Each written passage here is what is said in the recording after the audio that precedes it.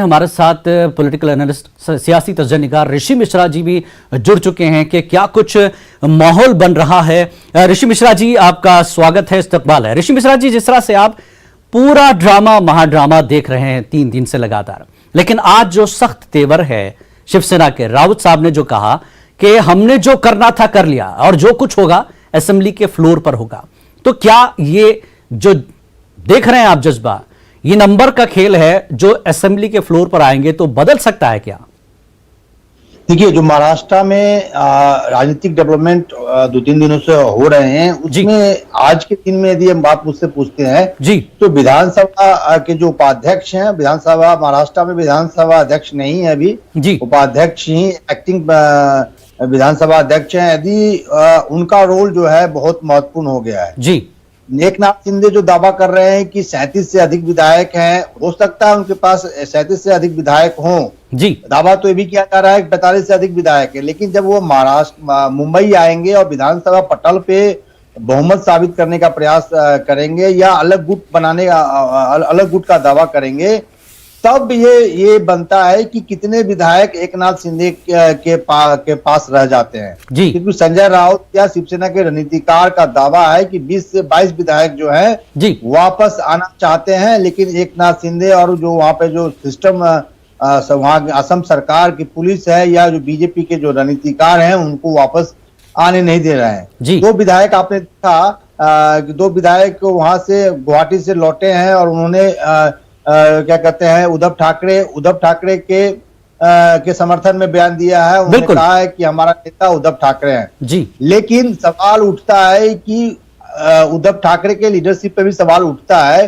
कि 40 से अधिक विधायक आपके मुंबई छोड़ के, राज्य छोड़ के चले गए, आपके पार्टी में इतना बड़ा विद्रोह पनप रहा था, क्या आपको इस बात का संज्ञान नहीं था? बिल्कुल, सवाल ये भी उठा ऋषि मिश्रा जी, सवाल ये भी उठा और अब इस पर भी कार्रवाई हो रही है सिक्योरिटी अफसर पर, ठीक है, और उनके जो पर्सनल सेक्रेटरी हैं सरकारी तौर पर, इन सब पर अब कार्रवाई होगी। और ताज्जुब इसी बात पे है कि इतनी बड़ी फौज जो है महाराष्ट्र से बाहर निकल जाती है और सरकार को पता ही नहीं चलता।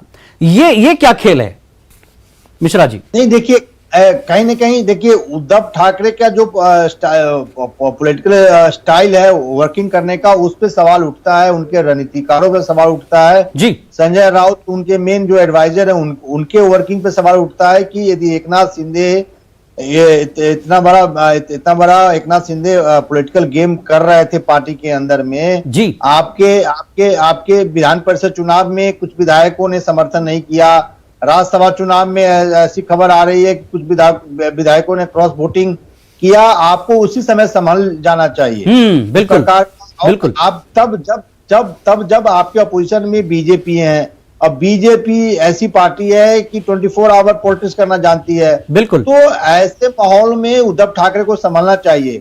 नंबर 2, मेरा ये कहना है विधानसभा उपाध्यक्ष का रोल बहुत महत्वपूर्ण हो जाता है। विधानसभा उपाध्यक्ष और एनसीपी कोटे से हैं, शरद पवार के करीबी हैं। एनसीपी यदि 37 से कम विधायक एकनाथ शिंदे के खेमे में होते हैं तो मामला पलट जाएगा और वही हाल एकनाथ शिंदे का होगा जो राजस्थान में सचिन पायलट का हुआ जी जी। एक चीज ये है, अभी शिवसेना की तरफ से ये भी कार्रवाई हो रही है कि ये पार्टी से इनको निकाल देंगे, क्योंकि फ्लोर पर पहले वो लाना चाहते हैं, देखना चाहते हैं कि फ्लोर पर कितने लोग पहुंचेंगे।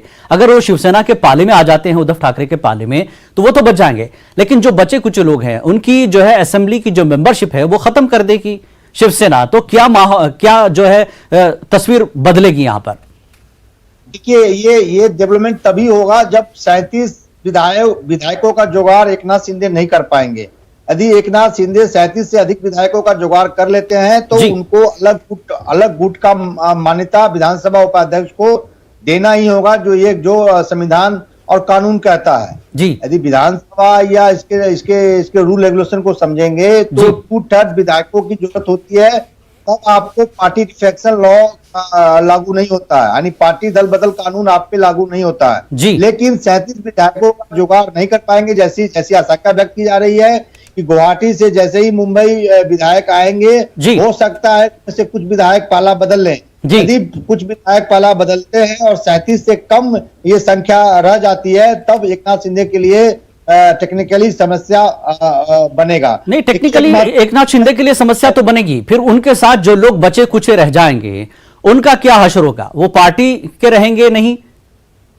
मैं आपको बताऊं कि बाला साहब ठाकरे जब जिंदा थे, छगन भुजबल ने पार्टी में विरोध किया था, 18 विधायक तोड़ कर लेके गए थे। बिल्कुल। लेकिन महाराष्ट्र के राजनीति को आप समझेंगे तो मराठा मानुष हमेशा से शिवसेना के साथ रहे हैं, और शिवसेना ठाकरे परिवार के बिना आप परिकल्पना नहीं कर सकते हैं जी। और आप छगन भुजबल के साथ जितने भी विधायक ने विद्रोह किया, शायद ही कुछ विधायक जो है अपने राजनीति को आगे बढ़ा पाए। बिल्कुल। तो मुझे लगता है कि एकनाथ शिंदे ने बड़ा राजनीतिक रूप से एक रिस्क लिया। हालांकि अभी मैं उनको एज देता हूं, एकनाथ शिंदे को एज है, यदि वह जिस प्रकार की संख्या बता रहे हैं तो उसको विधानसभा पटल पे मेंटेन कर पाते हैं तो बड़ा राजनीतिक डेवलपमेंट होगा। और उद्धव ठाकरे को अपनी जमीन तलाशने में मेहनत करना होगा। लेकिन मेरा अभी भी मानना है कि उद्धव ठाकरे के बिना शिवसेना का परिकल्पना नहीं किया जा सकता है। बिल्कुल। तस्वीर तभी साफ होगी जब ये सारे बागी लीडर असेंबली के फ्लोर पर पहुंचेंगे,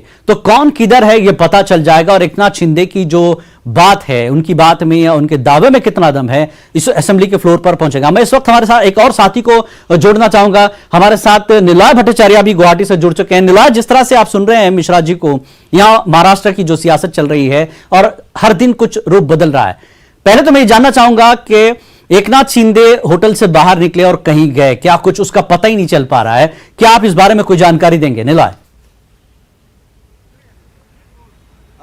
जिलानी जी, सबसे पहले जो मिश्रा जी बताए उसका मैं एक यहाँ से जो उत्तर निकल रहा है वो मैं एक बार देना चाहूंगा कि यहाँ अंदर जो विधायक गलसेकर है जी, तो उनसे जब बात हुई थी हमारी, तो उन्होंने ये साफ कर दिया कि उद्धव ठाकरे से उन्हें परेशानी नहीं है, उद्धव ठाकरे रह सकता है, लेकिन बात है कि उद्धव ठाकरे को एनसीपी और कांग्रेस के साथ जो साझेदारी है उसको तोड़ना होगा।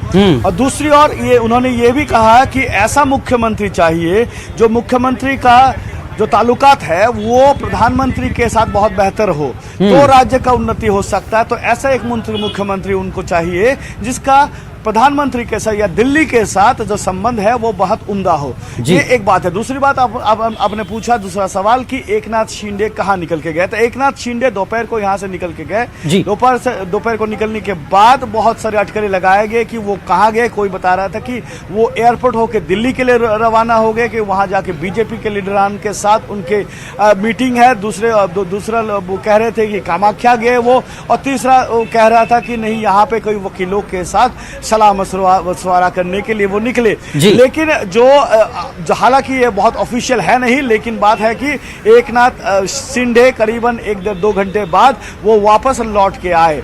इस दौरान कहा जा रहा है कि वो कामाख्या मंदिर परिसर में गए, मंदिर के अंदर नहीं गए, लेकिन क्योंकि वहां पे बहुत सारे लोग हैं, मंदिर परिसर में गए। वहां जाके उन्होंने किसी एक खास व्यक्ति से मुलाकात किया, वो वापस आ गया। ये हालांकि कहीं औपचारिक पुष्टि इसका है नहीं, लेकिन जो अंदरूनी सोर्सेस है उनका कहना है कि वो कामाख्या मंदिर के परिसर गए, वहां किसी व्यक्ति से मिले और वापस चले आए। तो ये सारे कुछ हालांकि में ये है कि एक अगर अंदर से गाड़ी निकलता है तो जो राजनीतिक अनिश्चितता का जो उत्कंठा है वो यहाँ बढ़ने लगता है। महाराष्ट्र के राजनीति का जो अनिश्चितता है उसका प्रतिफलन यहाँ बारंबार होते रहता है। बिल्कुल, पारा वहां चढ़ता उतरता रहता है। मिश्रा जी, जैसे आपने निलय भट्टाचार्य को सुना कि वो दिल्ली गए, एकनाथ शिंदे निकले, कहाँ क्या कुछ हो रहा है, लेकिन जैसा कि निलय भट्टाचार्य जी ये कह रहे हैं कि दिल्ली से हमारे कांटेक्ट रहने चाहिए, ऐसा नेता जो पीएम के साथ जुड़ा रहना चाहिए।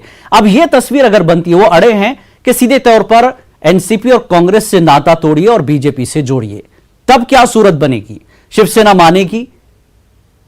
मानती है तो फिर एकनाथ शिंदे और शिवसेना में उद्धव ठाकरे का क्या पोजीशन होगा?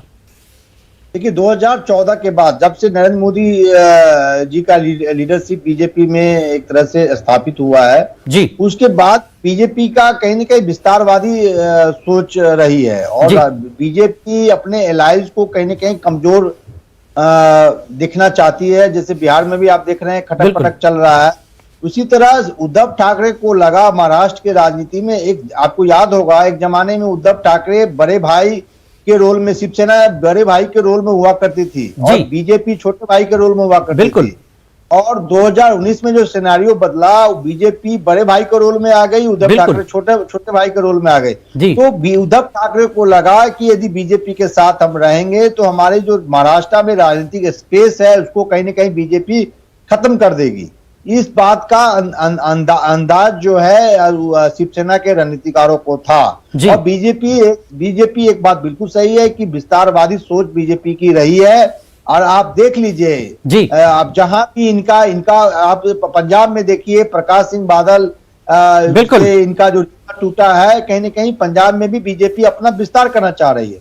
तो कहीं ना कहीं हर पॉलिटिकल पार्टी अपने आप को जिंदा रखना चाहती है। तो उद्धव ठाकरे का उस समय सोच रहा होगा कि हम अपने पार्टी को जिंदा यदि रखना है तो बीजेपी से एलाइज तोड़ना पड़ेगा, संबंध तोड़ना पड़ेगा। नहीं तो बीजेपी में ऐसा आएगा कि शिवसेना एक बहुत सी छोटी पार्टी बनकर रह जाएगी। बिल्कुल बिल्कुल, बहुत बहुत शुक्रिया रवि मिश्रा जी। और हिलाल भट्टाचार्य, आपका भी बहुत बहुत शुक्रिया। आप वहां पर रेडसन होटल के पास है, आप नजर बनाए रखें